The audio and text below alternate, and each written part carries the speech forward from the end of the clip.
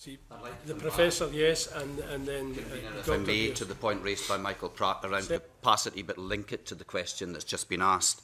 I think we need to focus our collective effort more upstream in the provision of health and social care if we're to be more effective in stemming the tide of long-term conditions and their debilitating complications. We just need to think of a couple of disease states to look at huge problems of capacity. We need to look, for example, at the increasing numbers of diabetic patients and all the complications that that brings. And we've already got difficulty managing our renal patients, as well as our diabetic patients. If we look at the number of patients needing dialysis, that's on an ever-increasing graph with big capacity problems. So I think as the third largest healthcare profession, as the most accessible healthcare profession, it's incumbent on us all to enable pharmacists to make better use of their skills for the benefit of patient care. And the sooner that care is provided on a continuous basis to a patient through registration, I think the more effective we will be at managing it. But the other thing about the healthcare system is patients and society are too dependent on healthcare professionals. We need to enable patients to be partners in the management of their own care and to facilitate self-care, self-management, recognition that they've got a long-term condition, which they can actually do quite a lot about to improve their own quality of life in partnership with an evolving network of healthcare professionals who facilitate that. But they need to play a big role themselves in enabling that. And who's in charge of patient care? It should be the patient that's in charge of patient care, not the GP, not the pharmacist. It should be the patient.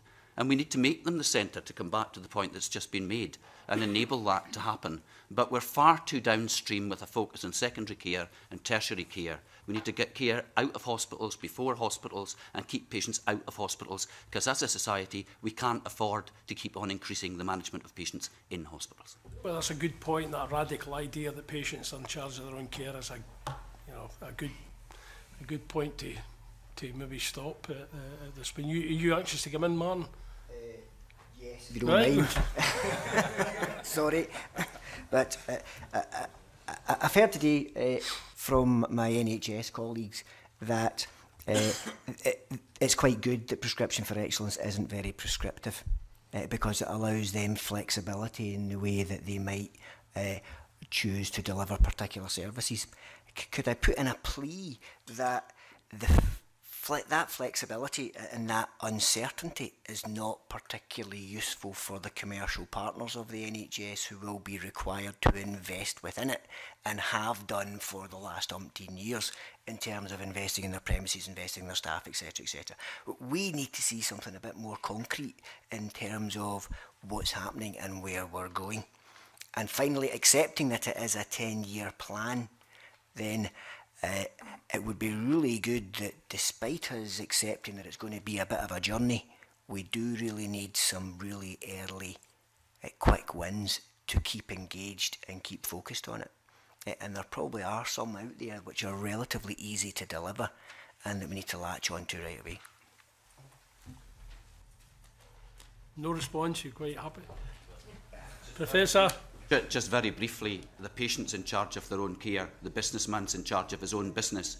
PFE presents a golden opportunity to submit a business case to provide the care that's needed. Where are the business cases coming from?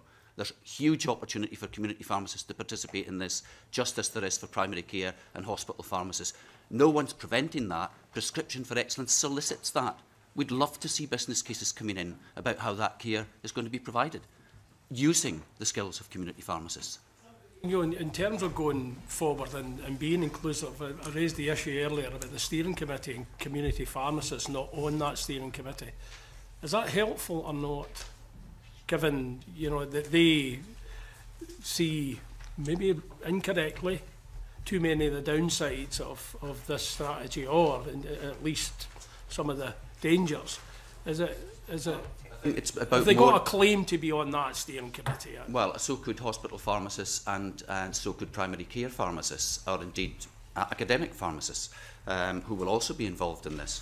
I think it's very important that the Royal Pharmaceutical Society sits round the board of that table, because we represent more than half of all pharmacists, and 2/3 of all pharmacists are working in the community. So community pharmacy is represented round the board table, as indeed our hospital. It didn't look as if you were singing from the same song sheet here today, but Progress depends on robust debate. Status quo is no longer acceptable, so we've got to debate the issues.